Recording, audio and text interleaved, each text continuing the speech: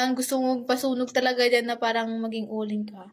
So, hey people, ngayon, eto na yung link ng sunscreen ko dun sa my main account ko. Ngayon, ipapakita ko sa inyo yung sunscreen ko. So, this one is from Originote. So, this one is paubos na siya. Ayan, tingnan nyo naman, lumang-luma talaga siya compare naman dito sa kakabukas lang na ang puti-puti. Of course, dito tayo sa bago. Alam nyo ba na kailangan nyo mag-sunscreen lalo na ngayon na mainit? So, this one guys is meron na siyang SPF 50 PA+++.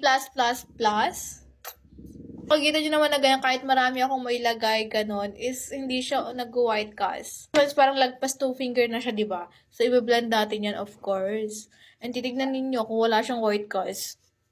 Maghintay ang babae.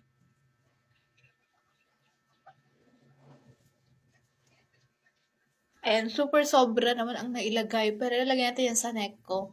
Siyempre, dapat isama rin natin tong leeg para maging pantay ang kulay. Kapag naarawan ka man, ganun. Kahit hindi ka lumalabas, guys, basta umaga, ganun, mag-sunscreen ka pa rin. So, ayan. Walang cut, guys. Wala siyang white cast. And I love this sunscreen, guys, kasi sobrang famous na itong sunscreen na to. And totoo nga ang chismis na maganda talaga siya. Sa mga naghahanap ng yellow basket na to sa main account ko is andito na po sa aking second account. So, yun lang, guys. Bye-bye!